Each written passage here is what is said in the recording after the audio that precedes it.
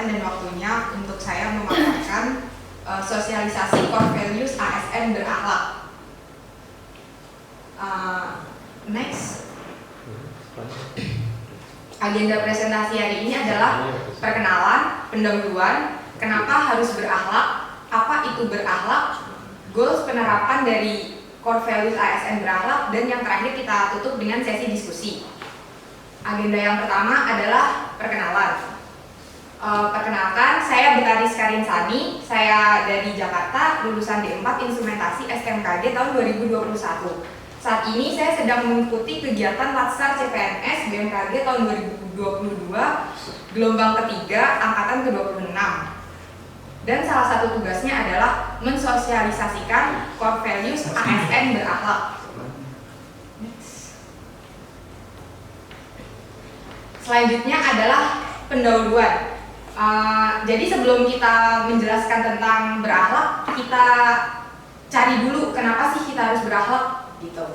Nah, yang pertama itu mengingat prioritas kerja Kabinet Indonesia Maju 2019-2024. Yang pertama adalah pembangunan SDM. Lalu yang kedua pembangunan infrastruktur, yang ketiga simplifikasi regulasi. Next. Yang keempat penyederhanaan birokrasi. Yang kelima transformasi ekonomi demi mempersiapkan untuk Indonesia Emas 2045. Perlu kita ketahui saat ini Indonesia sudah memasuki usia ke-77 dan 23 tahun lagi kita akan memasuki ulang tahun emas atau ulang tahun ke-100. Dan salah satu tujuan Presiden Jokowi itu mempersiapkan generasi emas guna Indonesia ke-100 tahun itu. Nah, dan yang akan kita bahas itu yang keempat prioritasnya, penyederhanaan birokrasi. Lanjut. Lalu apa sih tugas kita sebagai ASN dalam mewujudkan prioritas kerja tersebut? Nah, tugas kita itu udah diatur dalam Undang-Undang Nomor 5 Tahun 2014 Pasal 11. Yang pertama, melaksanakan kebijakan publik yang dibuat oleh pejabat pembina kepegawaian sesuai dengan ketentuan peraturan perundang-undangan. Yang kedua, memberikan pelayanan publik yang profesional dan berkualitas, lalu mempererat persatuan dan kesatuan negara Republik Indonesia.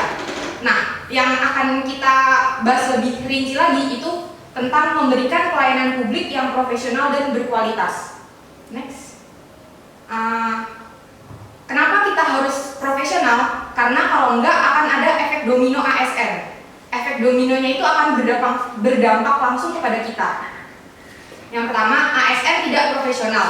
Itu menyebabkan birokrasi kita menyulitkan. Hal itu menyebabkan pengusaha, investor, dan pengembangan lainnya itu males gitu istilahnya buat mengembangkan di Indonesia.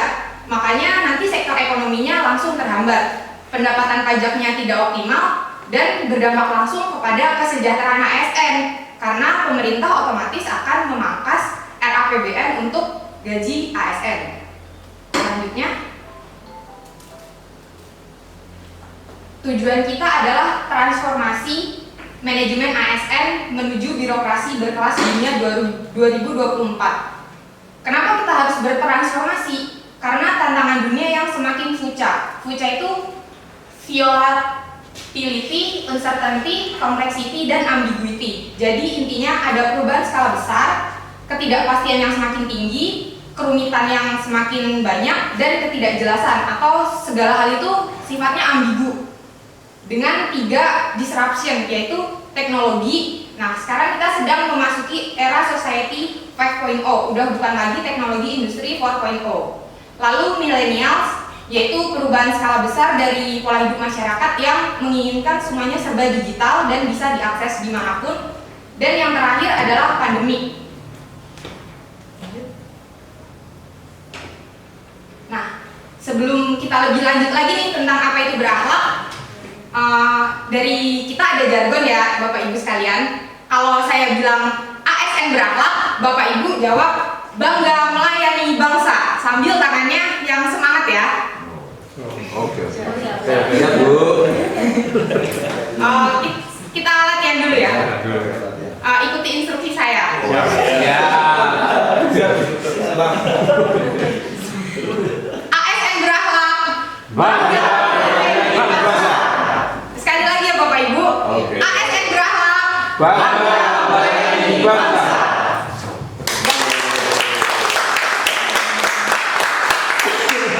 Next.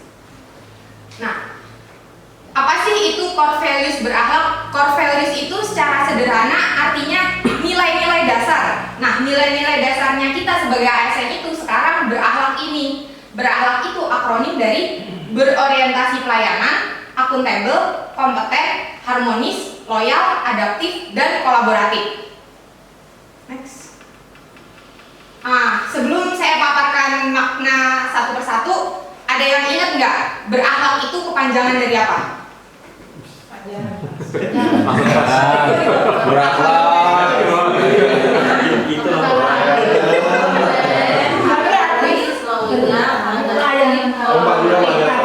Ada 7 ya Bapak Ibu.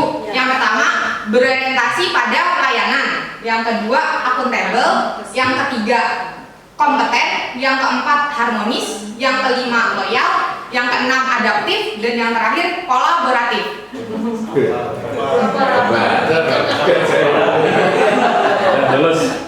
Lalu lanjut belum. Nah, nilai berakhlak yang pertama itu berorientasi pada pelayanan. Nah, maksudnya itu kita berkomitmen memberikan pelayanan prima demi kepuasan masyarakat.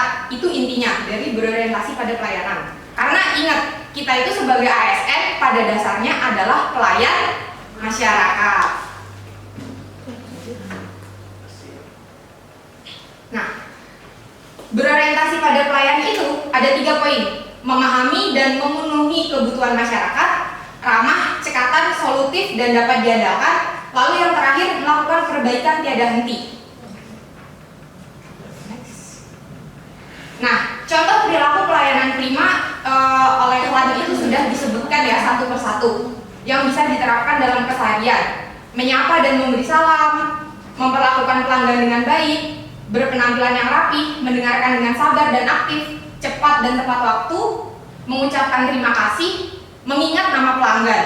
Ini adalah hal-hal kecil yang bisa meningkatkan pelayanan prima kita. Next. Nah, pentingnya pelayanan prima itu untuk meningkatkan kepuasan pelanggan dan merupakan sarana untuk menghadapi kompetisi di masa yang akan datang. Beruntungnya kita ini sebagai MKG merupakan satu-satunya pelayan dalam bidang cuaca, meteorologi, klimatologi, dan geofisika. Jadi istilahnya kita itu memonopoli pasar. Nah, kita bisa memanfaatkan celah itu untuk menjadi standar. Jadi kan nggak menutup kemungkinan kalau di masa depan itu ada pihak swasta yang di bidang cuaca juga gitu kan. Nah, kita itu harus bisa menjadi standar. Jadi ketika ada pihak lain mau masuk tuh susah karena kita udah ada standarnya yang lebih dulu dan lebih baik gitu. Lalu pelanggan makin kritis dalam memilih produk atau jasa itu tadi guna mengantisipasi masuknya pihak swasta dalam bidang MKG. Karena salah satu program kedepannya itu kan itu ya ekonomi global ya gitu. Lanjut, sebagai bahan referensi dan evaluasi selanjutnya adalah kepuasan pelanggan menjamin pertumbuhan dan perkembangan organisasi. Next.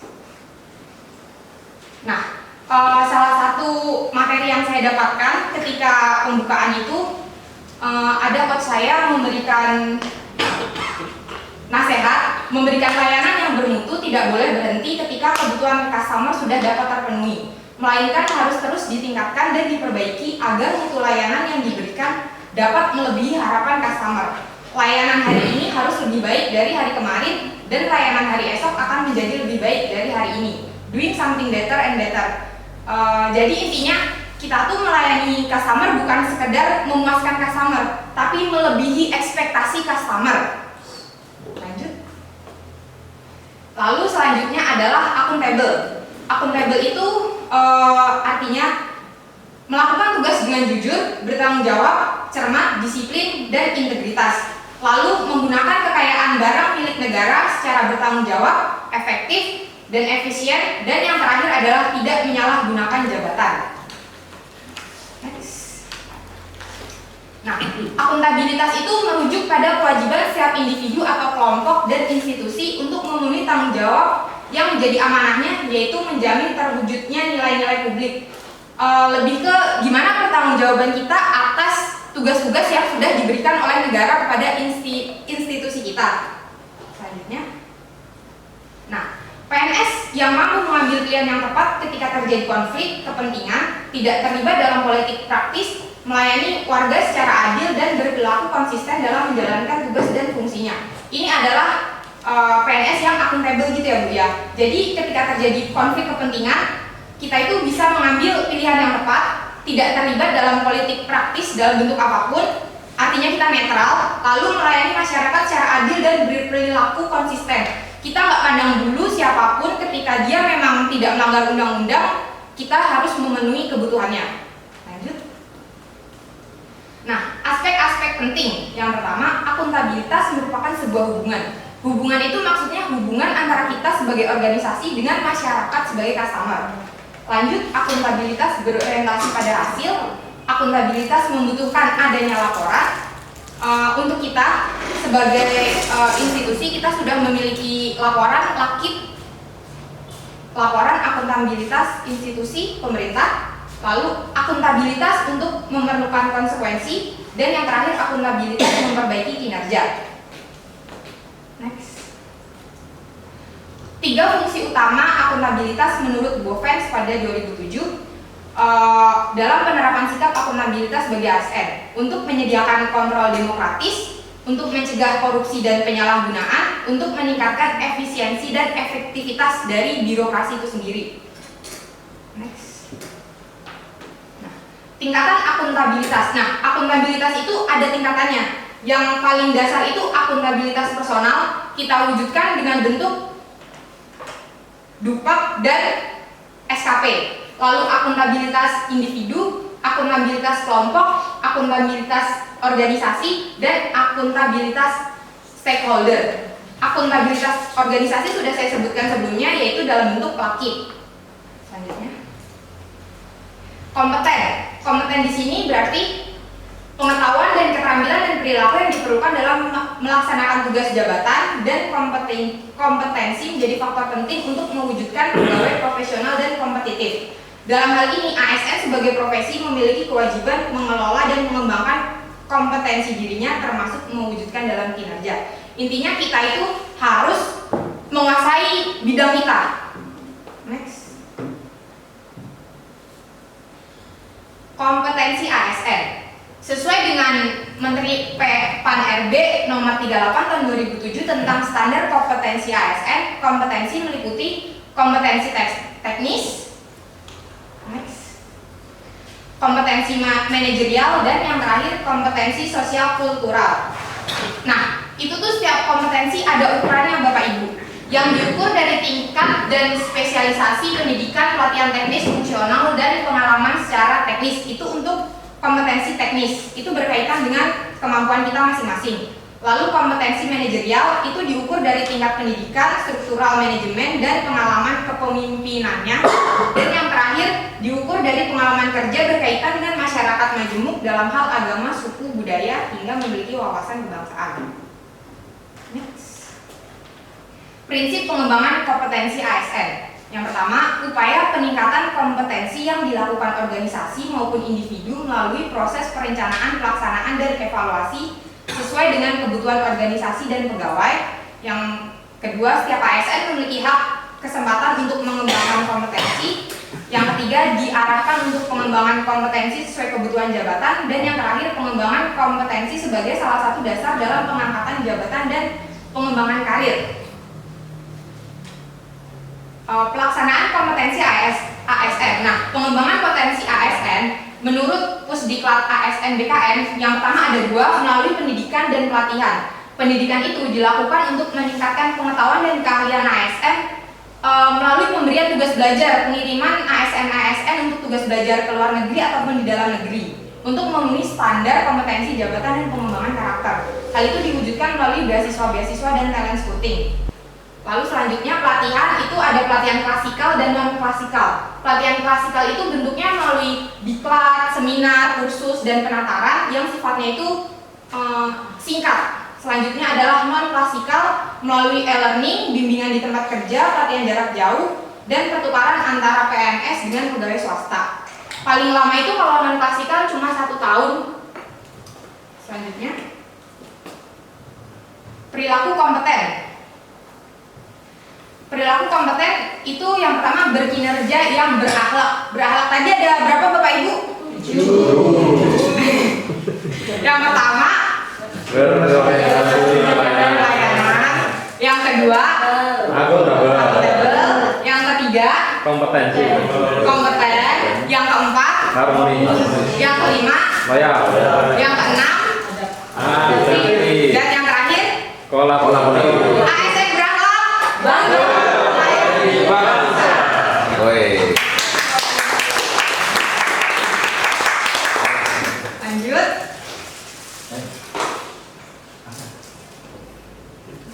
Nah, poin yang keempat adalah harmonis. Nah, harmonis berarti kerjasama antara berbagai faktor dengan sedemikian rupa hingga faktor-faktor tersebut dapat menghasilkan suatu kesatuan yang utuh. Next. Nah, harmonis itu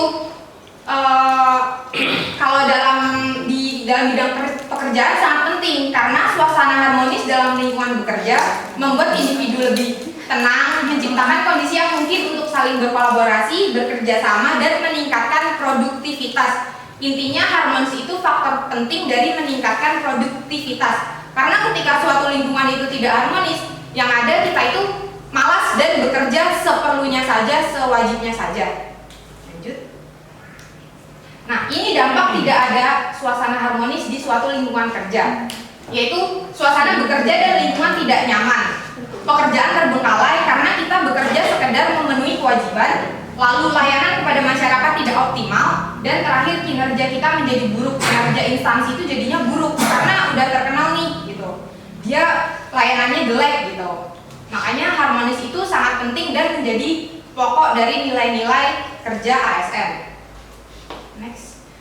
Etika ASN sebagai individu dalam organisasi dan masyarakat. ASN itu harus beretika. Yang pertama itu merubah mindset. Kita harus menerapkan ya Bu ya, merubah dari penguasa menjadi pelayan. Karena di undang-undang sendiri sudah disebutkan kita itu sebagai pelayan masyarakat. Yang kedua, merubah wewenang menjadi peranan. Nah, ini tuh kita tuh berperan bukan berwenang. Dalam kehidupan bermasyarakat itu kita berperan. Berperan itu dalam arti nggak sendiri dan nggak semena-mena.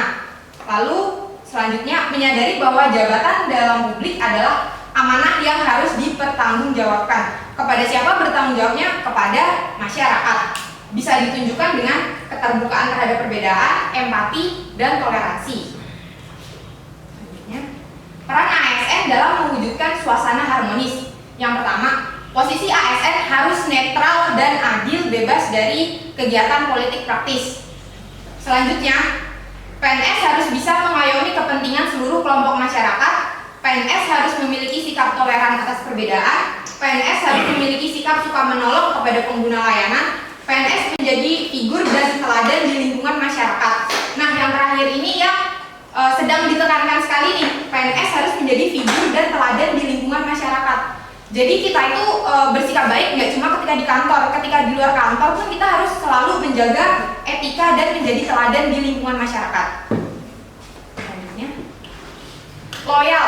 Nah, loyal itu memberikan atau menunjukkan dukungan yang kuat secara terus-menerus kepada seseorang atau sebuah institusi. Selanjutnya, nah, definisi loyal itu menurut LAN itu berdedikasi dan mengutamakan kepentingan bangsa dan negara. Intinya kita harus mendahulukan kepentingan golongan di atas kepentingan pribadi. Next. Kenapa loyal dianggap penting? Salah satu sikap yang harus dimiliki oleh seorang ASN ideal adalah sikap yang loyal dan setia. Contoh sifat dan loyal terhadap bangsa dan negara dapat diwujudkan dengan sikap loyal ASN kepada pemerintah yang sah sejauh pemerintahan tersebut bekerja sesuai dengan perundang-undangan, karena ASN merupakan komponen dari pemerintah itu sendiri.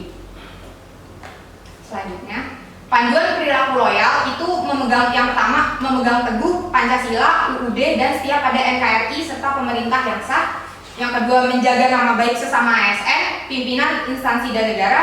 Dan yang terakhir, menjaga rahasia jabatan dan negara.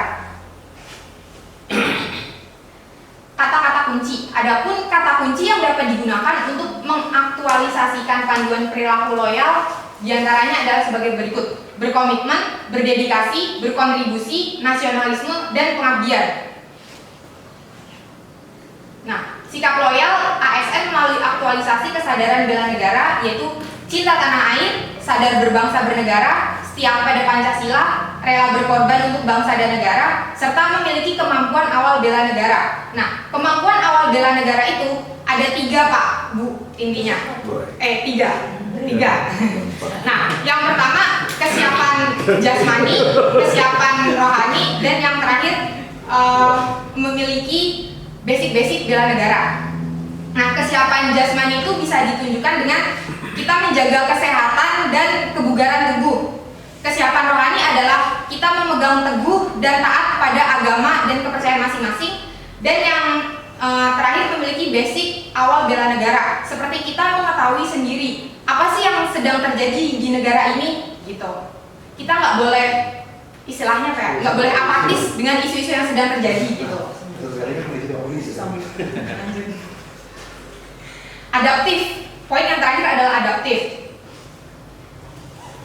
Nah, adaptif adalah karakteristik alami yang dimiliki makhluk individu untuk bertahan hidup dan menghadapi segala perubahan. Salah satu ciri makhluk hidup itu kalau di pelajaran IPA yaitu mampu beradaptasi pada lingkungan, gitu kan. Makanya kita juga sebagai ASN dituntut untuk mampu beradaptasi. Next. Nah, mengapa perlu adaptif? Karena yang pertama perubahan lingkungan, kompetisi kinerja di sektor publik, dan teknologi yang semakin berkembang. Next. Perkembangan teknologi itu sekarang tuh poinnya ada 5 Pak Bu, yaitu pelayanan berbasis digital, sosial media, analisis big data, artificial intelligence, AI, cyber security. Nah, kita itu intinya fokus pada pelayanan berbasis digital. Sebagai pelayan masyarakat, kita harus adaptif dan memanfaatkan teknologi yang ada untuk memberikan pelayanan yang berbasis digital. Next. Ciri-ciri individu yang adaptif, yaitu mampu melihat peluang, yang memiliki sumber daya, selalu berpikir ke depan, tidak mudah menyalahkan, tidak mencari popularitas, lalu memiliki rasa ingin tahu, memperhatikan sistem, dan membuka pikiran. Next.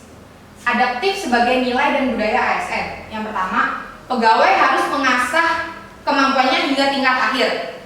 Lalu pegawai harus terus berkomunikasi hingga memiliki persepsi yang sama. Lalu pegawai memiliki mental model yang mencerminkan realitas yang organisasi ingin wujudkan. Pegawai selalu sinergis dalam melaksanakan kegiatan organisasi. Pegawai harus selalu berpikir sistematis. Next. Kolaboratif. Selanjutnya, salah satu menteri milenial yang sering dibahas itu Nadiem Makarim. Beliau pernah bilang tidak ada inovasi tanpa kolaborasi. Jadi untuk setiap inovasi yang ada itu memerlukan peranan dari berbagai pihak. Kita nggak bisa sendiri untuk mencapai inovasi. Next. Nah, tata kelola kolaborasi. Ratner mengungkapkan terdapat 3 tahapan yang dapat dilakukan dalam melaksanakan asesmen terhadap tata kelola kolaborasi. Yang pertama, mengidentifikasi permasalahan dan peluang, mendiskusikan strategi untuk mempengaruhi tata kelola kolaborasi, dan merencanakan aksi kolaborasi. Jadi sebelum melakukan kolaborasi itu, kita harus tahu nih mau kemana, masalah apa yang akan dipecahkan untuk selanjutnya, dan dengan siapa kita harus berkolaborasi. Next. Menurut Anson dan Jess, pada 2012 ada beberapa proses yang harus dilalui dalam menjalin kolaborasi. Yang pertama, trust building atau membangun kepercayaan dengan mitra kita. Lalu selanjutnya pemahaman bersama. Selanjutnya face to face dialog. Jadi kolaborasi itu harus ada dialog 2 arah dari 2 pihak yang ingin berkolaborasi. Selanjutnya menetapkan outcome, memiliki outcome yang sama dengan pihak yang akan kita ajak kolaborasi, dan komitmen terhadap proses. Jadi kalau kita udah memutuskan berkolaborasi dengan instansi A, kita harus berkomitmen dan menjaga proses kolaborasi tersebut. Next. Faktor yang mempengaruhi kolaborasi. Penelitian yang dilakukan oleh Kustumato 2021 menunjukkan faktor yang mempengaruhi keberhasilan kolaborasi antar lembaga itu ada 5. Yang pertama, kepercayaan, pembagian kekuasaan, gaya kepemimpinan, formalisasi pada pencapaian kolaborasi yang efisien dan efektif antar entitas publik. Yang terakhir, strategi manajemen. Ini semua merupakan faktor kolaborasi yang sudah didasarkan penelitian. Jadi intinya itu yang paling sering menggagalkan suatu kolaborasi itu biasanya pembagian dan gaya kepemimpinan. Kadang itu dari awal udah setuju nih suatu instansi berkolaborasi dengan instansi lain. Pembagian kekuasaan udah jelas nih. Misal kamu mengurusi ini dan kita di sini. Tapi realitanya pada saat kolaborasi sudah dijalankan akan muncul kepentingan instansi sendiri yang mengakibatkan kolaborasi itu gagal gitu. Next. Ekspektasi target menjadi ASN yang berakhlak. Yang pertama, terbukanya kesempatan mengembangkan diri dan belajar, terbukanya kesempatan untuk mengembangkan karir, lalu kesejahteraan melalui sistem reward dan recognition, pengakuan dan penghargaan yang adil, lalu adanya rasa bangga untuk berkontribusi dalam melayani bangsa. Ekspektasi hasil penerapan core values ASN. Yang pertama, menghasilkan kinerja yang mendukung pencapaian tujuan organisasi, terus belajar dan mengembangkan kompetensi untuk mendukung pelaksanaan strategi organisasi, menunjukkan perilaku sesuai budaya organisasi, dan memberikan pelayanan prima kepada masyarakat. Nah, sekian sosialisasi dari saya. Kita tutup dengan ASN berakhlak, bangga melayani bangsa. Untuk sesi terakhir ada sesi diskusi. Dimohon untuk Bapak Ibu bagi yang ingin bertanya atau ingin menyampaikan pendapatnya terkait 7 poin ini tadi. Sebelumnya masih pada ingat nggak berakhlak itu poinnya apa aja? Mas Wahyu ingat nggak?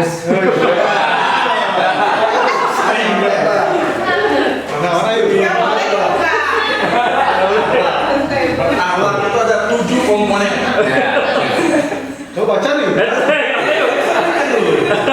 Berorientasi. Nah, apa itu? Apa itu? Berorientasi pelayanan, akuntabel, kompeten, harmonis, loyal, adaptif, kolaboratif.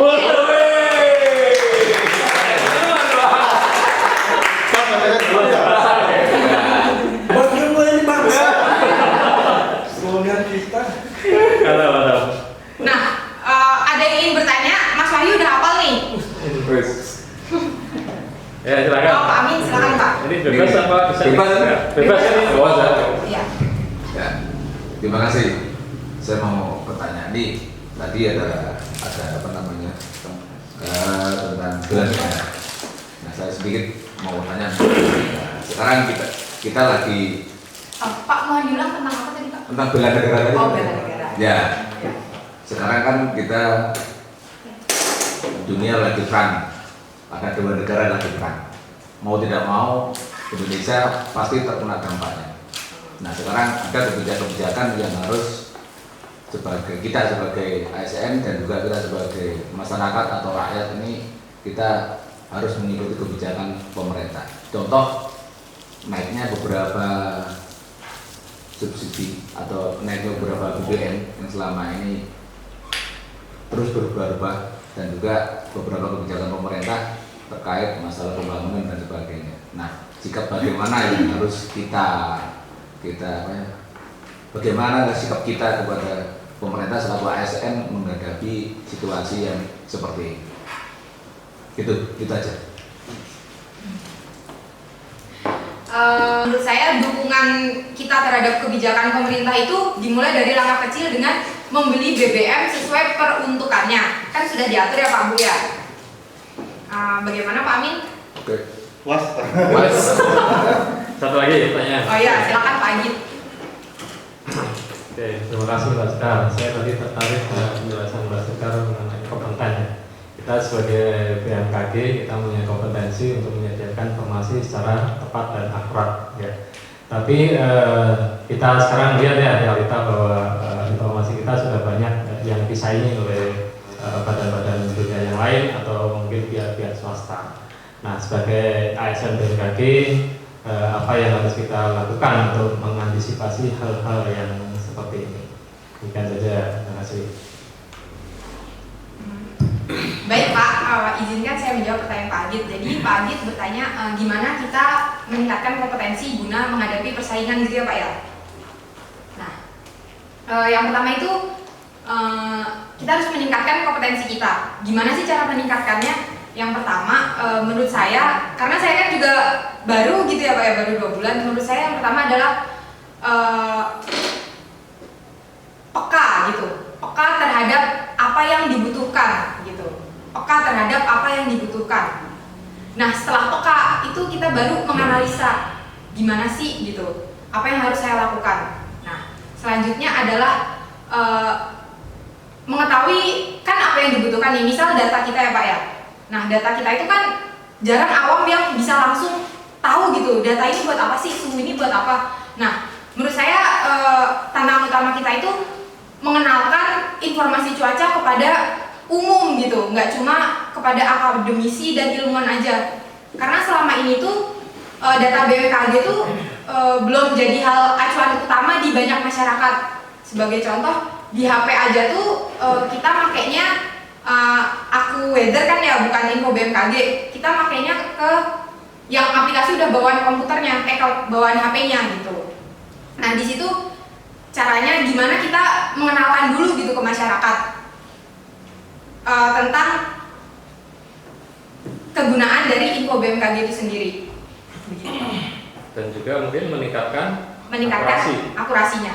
Nah, satu hal yang pernah saya baca ya, Bu Dwi Korita sendiri itu pernah menyebutkan akurasi BMKG itu di angka 80 sampai 85%. Nah, itu tahun 2020. Nah, dengan mungkin menurut beberapa awam itu termasuk rendah, padahal faktanya kita itu di lingkungan ekuator yang dinamika cuacanya itu lebih rumit dan lebih fluktuatif gitu.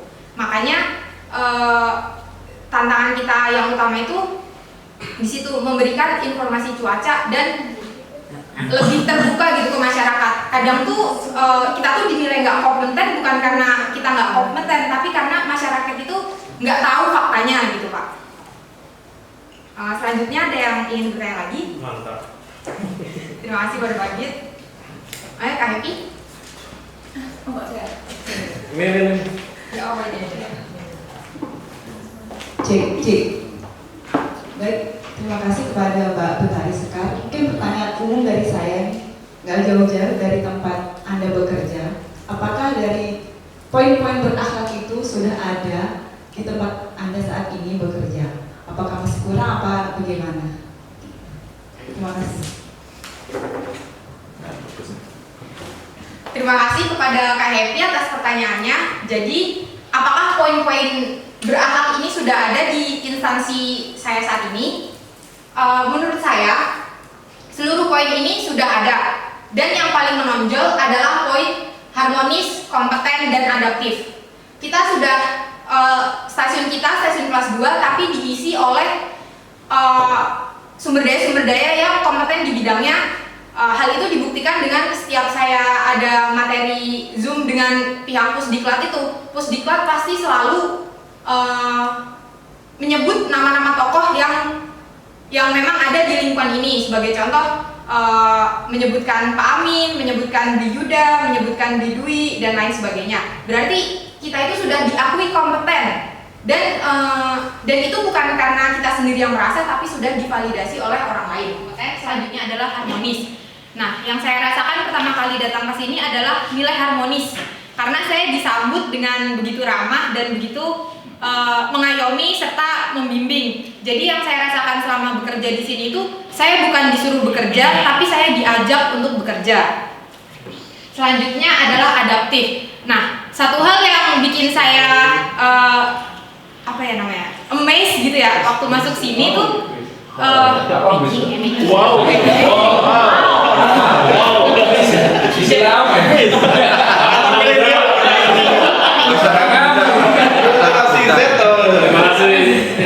Jadi ketika saya datang ke sini tuh saya amazed karena semua sudah berbasis teknologi dan sosial medianya sangat aktif sekali. Padahal ini stasiun di lingkungan yang bisa dibilang bukan di perkotaan gitu ya Bapak Ibu.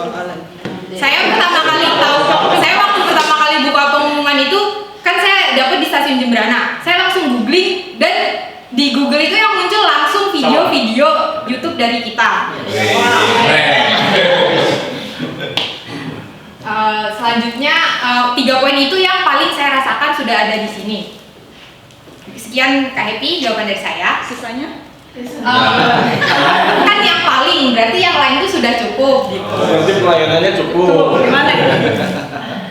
Terus apa? Akuntabelnya cukup. Nah kalau akuntabel itu karena mungkin saya masih baru ya Mas ya. Jadi saya tuh belum mengeksplorasi sejauh itu. Baru yang apa saya rasakan selama 12 ini. Sekian Kak Happy, bagaimana jawaban saya? Nah, saya akan akhiri dengan satu pertanyaan. Mungkin pertanyaan ini kepada Bapak Ibu sekalian. Dari 7 poin ini, menurut Bapak Ibu sekalian nih yang sudah lebih lama di sini, bahkan ada yang puluhan tahun, nilai apa yang perlu ditingkatkan dari 7 poin ini? Dipersilakan bagi yang ingin menjawab. Belum bisa diulang kali. Saya lupa.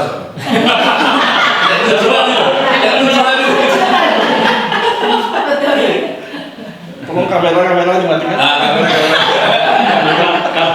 Atasnya lagi. Kamera. Nah, nih. Itu ada.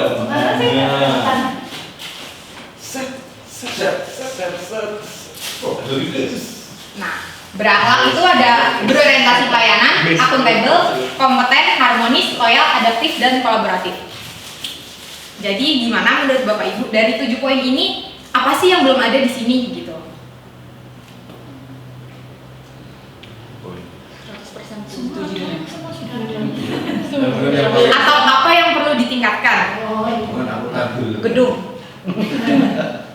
Kepada Pak Amin, coba mungkin dijelaskan kenapa akuntabel perlu ditingkatkan. Makanya coba. Akuntabel. Coba artinya akuntabel apa? Akuntabel itu secara sederhana dapat bertanggung jawab atas apa yang sudah diamanahkan oleh negara, gitu Pak.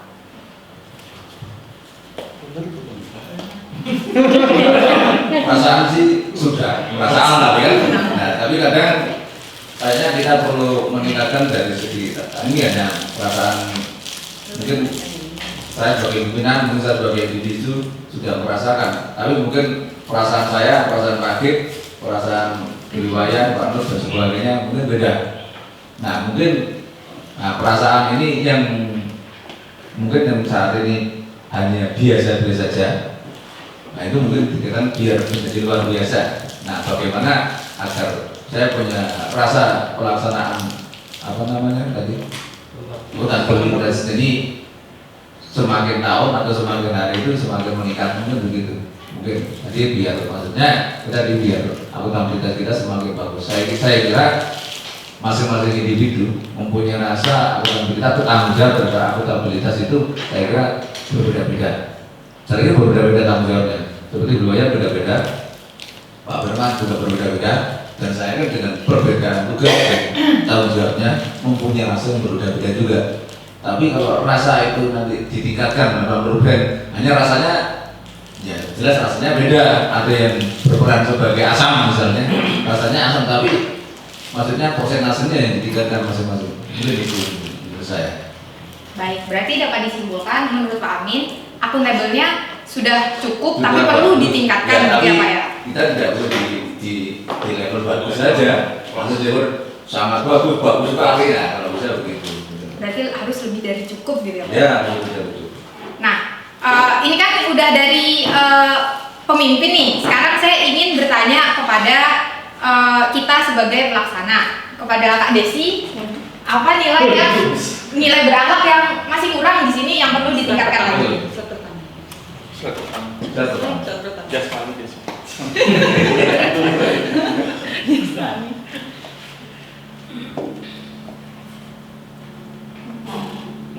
Ini bukan. Apa tadi pertanyaannya? Apa dari nilai berakhlak ini yang perlu ditingkatkan lagi di UPT ini? Bisa di perlu di play nggak?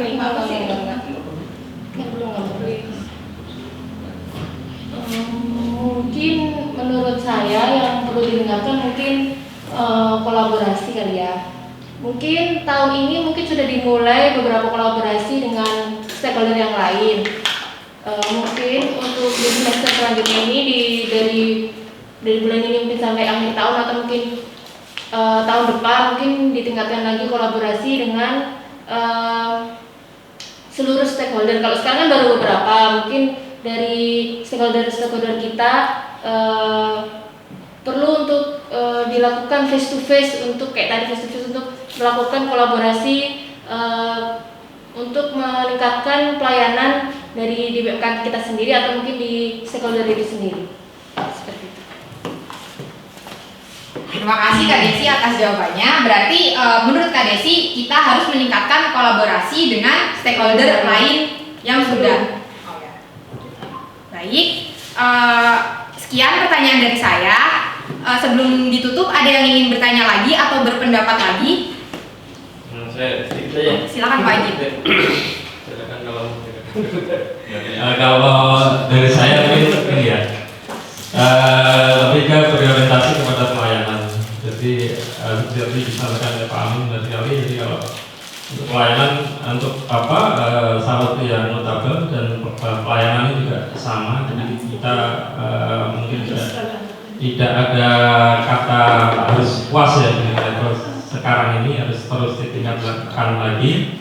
Walaupun pelayanan yang ada sekarang ini saya kira sudah sangat bagus sekali ya. Tapi saya ingat kemarin ya waktu ke KPPN kemarin bahwa sekarang ini semua sudah berlomba-lomba ya untuk memberikan pelayanan yang terbaik. Jadi mungkin ini PR bagi kita, masih banyak yang perlu kita tingkatkan lagi di pelayanan ini. Bahkan kemarin kalau saya lihat itu kayak misalnya semacam BRI ini sekarang sudah tidak ada kayak customer service, semua sudah dilaksanakan by system dengan mesin gitu. Jadi mungkin ini suatu inspirasi bagi kita juga ke depannya pelayanan kita seharusnya sudah bisa seperti itu gitu ya. Tapi secara umum sih sudah cukup baik ya, untuk pelayanan ini. Tapi mungkin tadi benar kata Pak Amin, kita tidak ada kata puas ya, kita harus melayani masyarakat dengan sebaik-baiknya. Itu saja sih.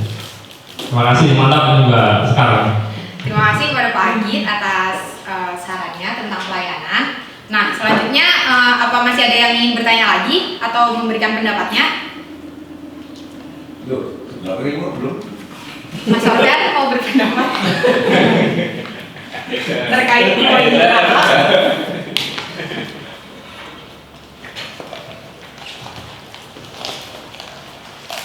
Terima kasih kesempatannya yang diberikan kepada saya. Saya nggak banyak yang saya mau sampaikan, tapi mumpung lagi membahas ini, saya hanya ingin menyampaikan pikiran saya ya, sebagai ASN mungkin ini bagi saya mindset kita itu ketika kita ingin menyalip atau menyamakan posisi kita dengan industri di luar pemerintahan, di luar instansi, kita harus siap untuk berubah. Maksudnya kita mau tidak mau kita harus siap untuk berubah. Kalau tidak kita akan ketinggalan. Hanya itu saja yang saya sampaikan. Terima kasih.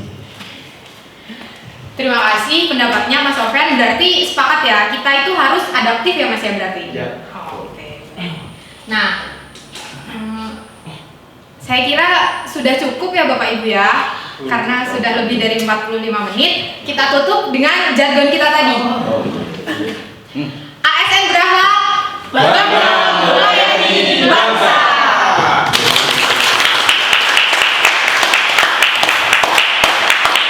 Kepada Bapak Ibu sekalian atas waktu dan kesempatannya dalam mensukseskan kegiatan latsar saya.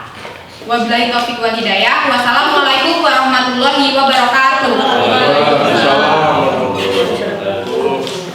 Ya Allah sampai merangkak-rangkak dulu.